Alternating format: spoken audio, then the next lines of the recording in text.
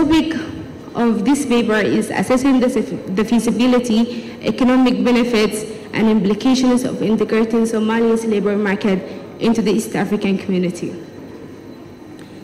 As you know, the East African community has recently welcomed Somalia. It's an intergovernmental organization that promotes regional integration and cooperation between its members.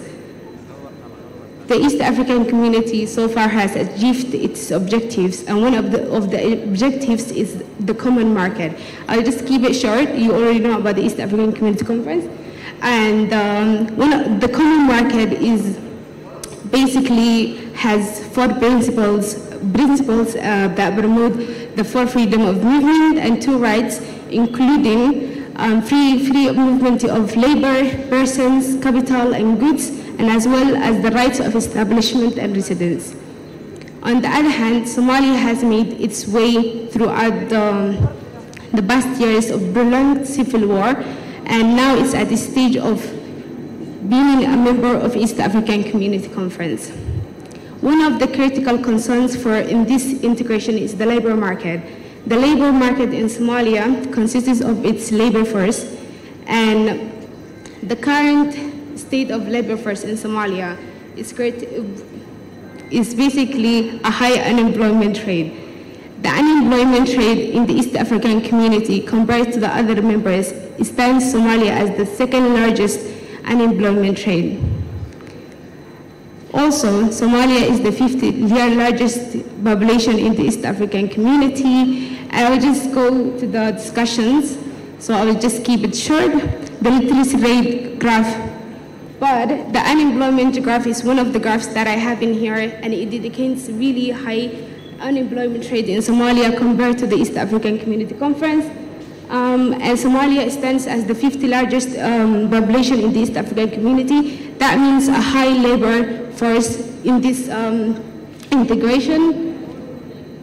And the literacy graph rate, Somalia also has really literacy rate, low literacy rate in this regard.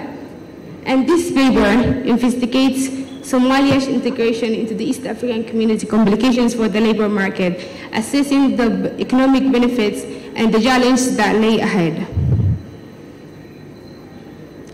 The study employed a qualitative research interviewing experts, policymakers, and economists in Somalia to describe the situation in Somalia.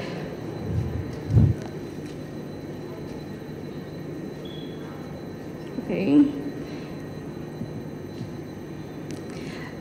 Our first theme that we would like to explore is the economic growth and job opportunities through integrating with the East African Community Conference. Integrating Somalia's labor market with the East African community holds the potential for significant economic growth and the creation of job opportunities. But the challenges are like this. Integration with the East African community can stimulate economic growth by expanding market access and enhancing trade opportunities. The increased flow of goods and services and investments across borders can boost Somalia's economy. Senior strategy investments advisor at the Somalia Investment Promotion Office says Somalia's labor force possesses a distinctive competitive advantage in terms of entrepreneurship, risk-taking, and cohesion, qualities that we know for the Somali people.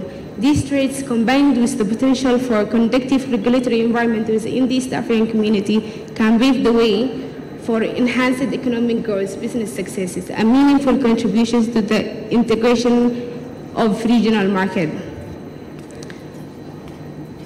For the job creation perspectives, the process of integration is expected to create new job opportunities across the various sectors. But enhanced skill development and educational advancements will also be crucial in preparing the Somali market. That's why we need policies that advance these challenges ahead.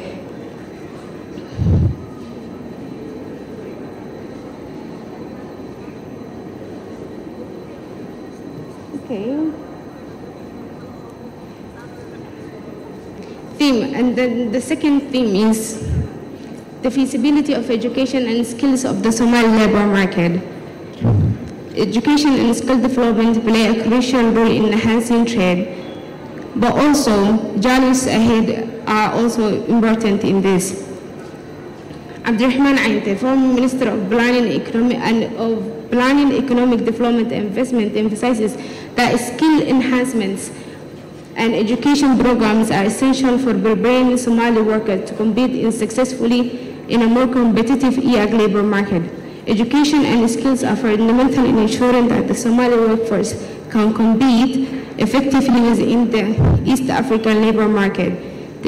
The integration process necessitates a higher standard of education and skill sets emerge in the labor market dynamics. Also, bridging the skill gap in this regard is important because there's a really huge skill gap.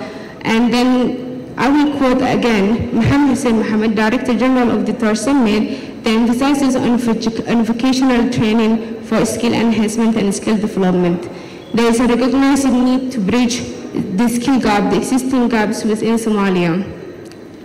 There's also the potential implications for wage and income inequality in the labor market. Integration will have a significant impact on the wages in this state.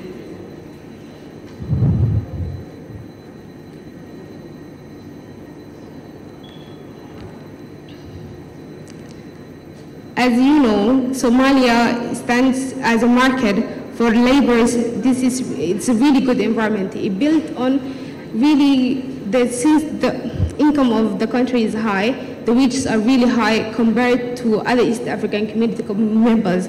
So this emphasizes that there will be a displacement of workers due to wages in this regard.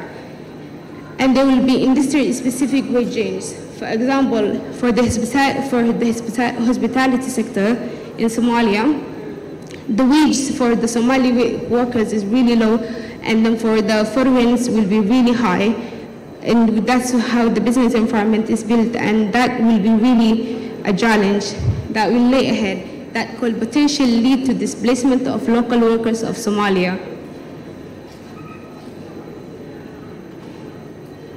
Concluding that the East African community presents a significant opportunities for the Somali labor, but also the mismatch of skills and the wage disparities of these different countries that Somalia will join will potentially lead to displacement of workers. That's why we need policies that will change that reality into outcomes that will also enhance the integration for Somalia in this East African Community Conference.